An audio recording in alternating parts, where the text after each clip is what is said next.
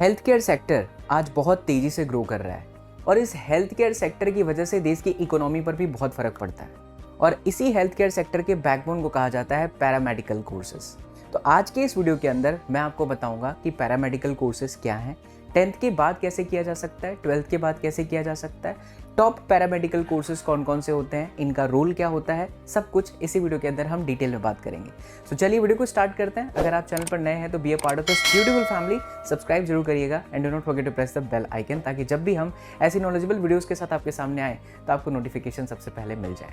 बात करते हैं कि पैरामेडिकल कोर्स है क्या। देखिए, पैरामेडिकल कोर्स एक ऐसा कोर्स है जिसको करने के बाद आप हेल्थ केयर सेक्टर में चले जाते हैं। ऐसा समझिए कि हर जगह पर डॉक्टर्स अवेलेबल नहीं होते हैं, लेकिन डॉक्टर से ज़्यादा अवेलेबिलिटी होती है इन स्टाफ की, जिन्हें पैरामेडिक्स कहा जाता है। जैसे कि सोनोग्राफी करना, रेडियोलॉजी का काम कर लेना, एक्सरे कर लेना, ये वो जो सारा जो डिपार्टमेंट होता है ना, वो ये डिपार्टमेंट के जो स्टूडेंट्स होते हैं वो हैंडल करते हैं। अब आपको ये पता होगा कि डॉक्टर्स हमेशा अवेलेबल नहीं होते। अगर आईसीयू में भी आप देखिए तो कभी भी आपको दिखाई देगा कि डॉक्टर्स हमेशा अवेलेबल नहीं होते हैं, लेकिन ये जो डिपार्टमेंट्स होता है, जो पैरामेडिक्स डिपार्टमेंट होता है, वो हमेशा अवेलेबल होता है। अब इनके बहुत सारे सेक्टर हैं, बहुत सारे कोर्सेस हैं और इसमें अगर आप अपना करियर बनाना चाहते हैं तो एक बहुत अच्छा विकल्प है। तो इस वीडियो को पूरा देखिएगा ध्यान से। साथ ही पैरामेडिक्स डिपार्टमेंट का ये भी काम होता है कि इमरजेंसी सिचुएशन को हैंडल करना, यानी जैसे ही पेशेंट सबसे पहले आता है तो डॉक्टर तो अवेलेबल नहीं रहते हैं पहले, तो पहला जो ट्रीटमेंट होता है वो पैरामेडिक्स डिपार्टमेंट के लोग ही देते हैं। इमरजेंसी सिचुएशन को हैंडल कर लेना, पेशेंट की पूरी तरह से देखभाल कर लेना, A to Z जो पूरा काम होता है, जो पूरा निगरानी का काम होता है, वो पैरामेडिक्स डिपार्टमेंट ही करता है। अब बात करते हैं कि पैरामेडिकल कोर्सेज कौन कौन से होते हैं। तो मेनली 3 कैटेगरी के अंदर ये डिवाइड हो जाता है। जैसे सबसे पहले देखिए, डिग्री पैरामेडिकल कोर्स को करने के लिए 1.5 से 4 साल लगते हैं। दूसरे नंबर पर होता है डिप्लोमा पैरामेडिकल कोर्स, जिसे करने के लिए 1 से 2 साल तक का वक्त लग सकता है। और एक होता है सर्टिफिकेट पैरामेडिकल कोर्स, जो कोई भी कर सकता है 10th क्लास के बाद। इसमें भी लगभग 1 से 2 साल का समय जो है जाता है। तो ये 3 कैटेगरी के अंदर हमारे कोर्सेज आते हैं। अब हम बात करेंगे कि पैरामेडिकल का स्टाफ का जो मेन काम होता है क्या होता है। जैसा कि मैंने आपको पहले ही बताया, डॉक्टर अगर अवेलेबल नहीं है तो ट्रीटमेंट देना, उपचार करना, टीम के अन्य सदस्यों के साथ मिलकर काम करना होता है, पेशेंट का देखभाल करना, विशेष क्षेत्रों में जो बहुत सारी मशीन होती है उसको किस तरीके से ऑपरेट करना है, वो भी इनका काम होता है। कई बार ऑपरेशन थिएटर के अंदर रह करके भी डॉक्टर की हेल्प करते हैं, ये भी उनका काम होता है।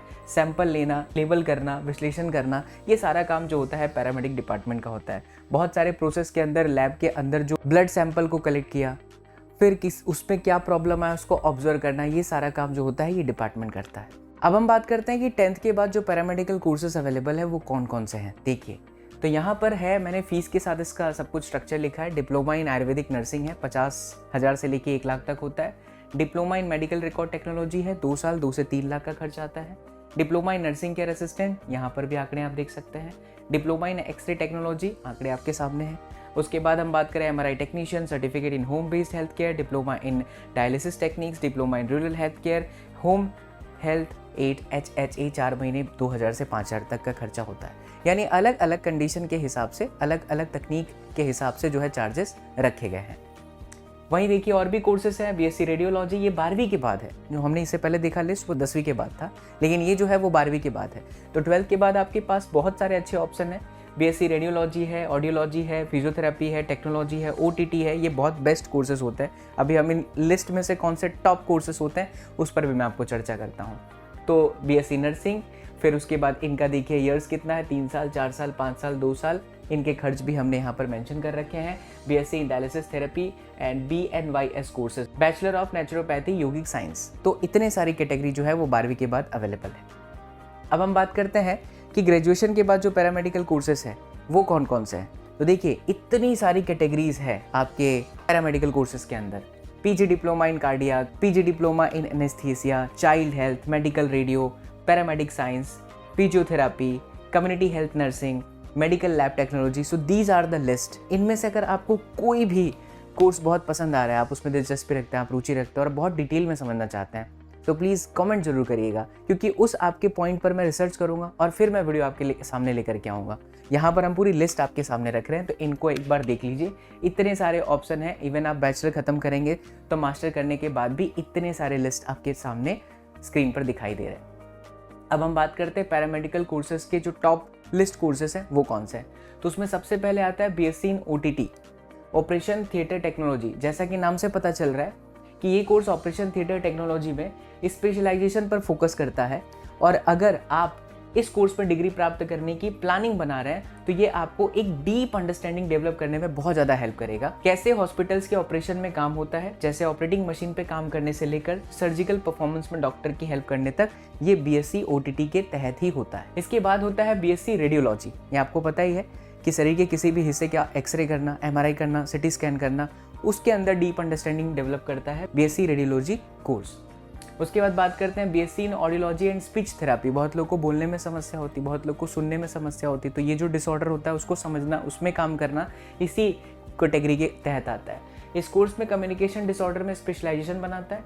ऑडियोलॉजिस्ट हियरिंग डिसऑर्डर को पहचानना, मेजर और एग्जामिन करने में स्पेशलाइज्ड बनाता है। स्पीच थेरेपिस्ट और स्पीच लैंग्वेज पैथोलॉजिस्ट एक साथ काम करते हैं। ओके, अब हम बात करते हैं कि पैरामेडिकल कोर्सेज ऑफर करने वाले भारत के टॉप कॉलेजेस कौन से हैं।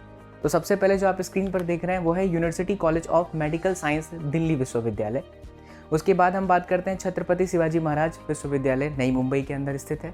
इसके बाद अखिल भारतीय आयुर्वेदिक संस्थान एम्स। उसके बाद हम बात करते हैं पुणे में है सशस्त्र बल मेडिकल कॉलेज पुणे। उसके बाद अगर हम देखें तो Swami Vivekananda institute of engineering and technology Chandigarh के अंदर भी स्थित है एक। मणिपाल विश्वविद्यालय, कस्तूरबा मेडिकल कॉलेज मणिपाल विश्वविद्यालय, ये है मणिपाली के अंदर। उसके बाद लुधियाना में कॉलेज है क्रिश्चियन मेडिकल कॉलेज। तो ये सारी चीज़ें हो जाने के बाद अब हम बात करते हैं कि प्रोसेस क्या होता है इन यूनिवर्सिटीज़ के अंदर अगर हमें पैरामेडिकल कोर्सेज करने हैं। So what is the process. तो प्रोसेस देखिए क्या है। तो सबसे पहले आपको अपनी ऑफिशियल जो यूनिवर्सिटी है उसकी ऑफिशियल वेबसाइट पर जाकर रजिस्ट्रेशन कर लेना है, नंबर 1।